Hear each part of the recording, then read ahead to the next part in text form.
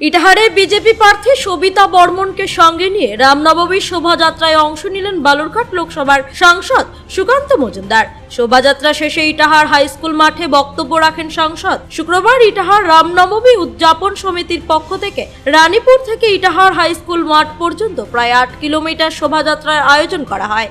এদিনের শোভাযাত্রাকে কেন্দ্র করে সমগ্র ইটাহার শহর এসডিপিও মোহাম্মদ বদিউজ্জামান ও আইসি গৌতম চৌধুরীর নেতৃত্বে কড়া পুলিশি নিরাপত্তায় মুড়ে ফেলা হয়।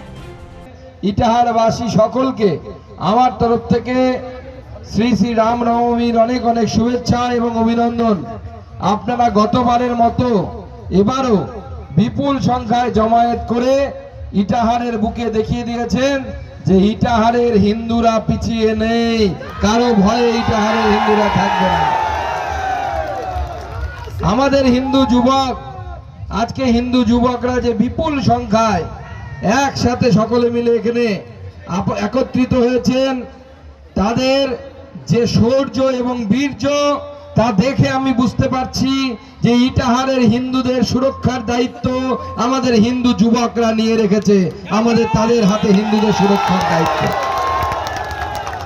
বন্ধুগণ, আমরা জানি ইটাহারে অনেক সমস্যার মধ্যে থাকতে হয়, কারণ এখানে রামপন্থী থেকে বাবরপন্থী লোকের সংখ্যা বেশি হয়ে গেছে। রামের পক্ষের লোকেদের থেকে বাবরের পক্ষের লোকেদের সংখ্যা বেশি হয়ে গেছে। চিন্তা নেই, হয়তো 400 বছর 500 বছর হয়তো আমাদেরকে লড়াই করতে হয়েছে, কিন্তু শেষ পর্যন্ত সত্যের জয় হয়। অযোধ্যাতে রাম মন্দিরই আছে, বাবরি মসজিদ কিন্তু আর নেই, মাটিতে মিশে গেছে। তাই অযোধ্যাতে রাম মন্দির আছে, আগামী দিনেও থাকবে, অতীতেও ছিল। এই মন্ত্র রাম মন্দিরের মতো প্রত্যেকটি মন্দির আমাদেরকে রক্ষা করতে হবে। আমাদের সামনে অনেক বিপদ, অনেক চ্যালেঞ্জ। প্রশাসন আমাদের সাথে নেই, হিন্দুদের সাথে নেই। ইটাহারে প্রশাসন হিন্দুদের কথা শোনে না। আপনাদের এখানে অনেক সমস্যার মধ্যে পড়তে হয়, কিন্তু সব সমস্যার সমাধান একটাই, সেটা হচ্ছে সব হিন্দু একসাথে জয় শ্রীরামের ধ্বনি দিয়ে যদি এগিয়ে আসি, তাহলে কোনো সমস্যায় থাকে। আমার পাশের বাড়ির হিন্দুর উপরে অত্যাচার হচ্ছে, তার সাথে হয়তো আমার সীমানা নিয়ে বিবাদ আছে, থাক, কিন্তু যখন দেখবো অন্য একজন অন্য ধর্মের কোন লোক এসে সে আমার পাশের বাড়ির হিন্দুর উপর অত্যাচার হচ্ছে, সঙ্গে মনে রাখতে হবে, সঙ্গে সঙ্গে মনে রাখতে হবে, মনে করতে হবে, হিন্দু হিন্দু ভাই ভাই আমি স্লোগান দিয়েছি। তো স্লোগান দেওয়ার জন্য শুধু হিন্দু হিন্দু ভাই ভাই নয়, এক হিন্দুর বিপদে 5 হিন্দু একসাথে এগিয়ে যাবে, লাঠি নিয়ে প্রয়োজনে এগিয়ে যাবে, তখনই হিন্দু হিন্দু ভাই ভাই হওয়া আমাদের স্লোগান সম্পন্ন হবে।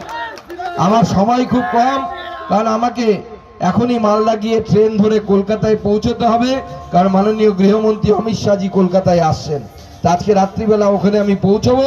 আপনাদের সকলের সাথে এই 2-4টি কথাই বললাম, কিন্তু এই 2-4টি কথার মধ্যে শুধু এই মূল কথা বলা আছে, মনে রাখবেন যে আমরা হিন্দুরা যদি একত্রিত হয়ে থাকি, কোনো শক্তি আপনাদেরকে আটকাতে পারবে না, পুলিশ প্রশাসন কিচ্ছু আটকাতে পারবে না। আর বাকি বাকি কোর্ট কাচারি যা আছে সব কিছুর জন্য আমি আছি। হিন্দুরা লড়াই করুক, সঙ্গে সবসময় আমি আছি, সঙ্গে আপনাদের সাথে থাকবো। দেখুন, হিন্দুরা হারতে শেখেনি, হাজার হাজার বছর ধরে আমরা লড়াই করে জিতে আছি। ইটাহার থেকে দিবাকর মজুমদারের রিপোর্ট, কুলিক নিউজ।